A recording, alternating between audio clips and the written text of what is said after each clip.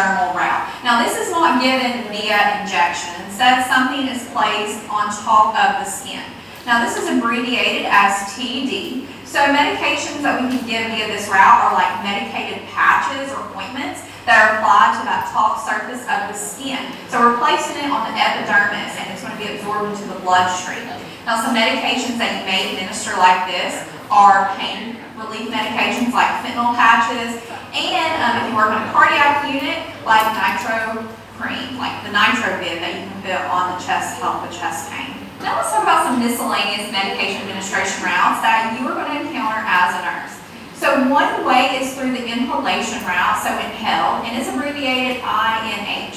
Now with these medications that require this, they will enter into the respiratory tract. So any inhaler your patient may be prescribed, or nebulizers like breathing treatments. And you'll see respiratory therapy administer these types of treatments many times. Next is the intraosseous route, and this is known as the IO route.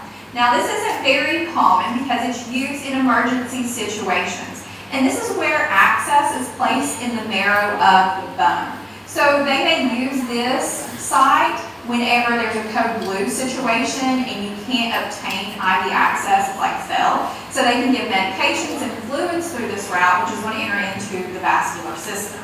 And then we have the Endotracheal Tube route. So if your patient has an endotracheal tube, medications can be given through this, but this is just for emergency situations whenever access can't really be obtained any other way. So what you'll be giving is like emergency type drugs through it. And you'll see it abbreviated ETT, and medications will be instilled through this and they'll be absorbed through the alveoli and will cross over into the bloodstream. Now only certain medications can be given through this breathing tube, and how you can remember it is you can remember the word lane. So lidocaine, atropine, naloxone, epinephrine, and diazepam. The eyes are also another route that can be used to administer medications. Now, whenever using this route, you'll want to write out the word eye, and you want to designate which eye, like the right eye, the left eye, or both eyes.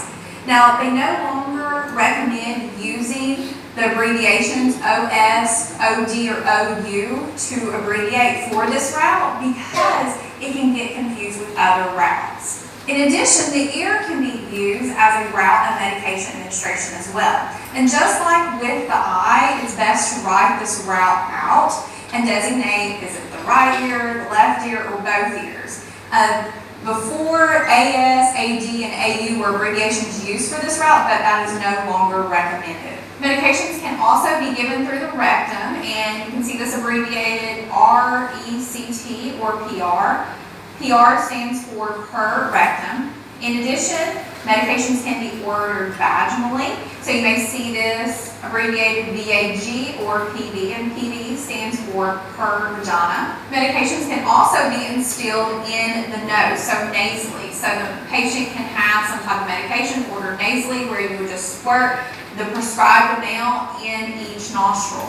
And lastly, medications can also be administered through some type of tube, like a feeding tube. So one way is through a nasogastric tube. You may see this abbreviated NGT. And this is where a tube is inserted through the nose, down into the esophagus, and into the stomach. And another popular way is through a PEG tube.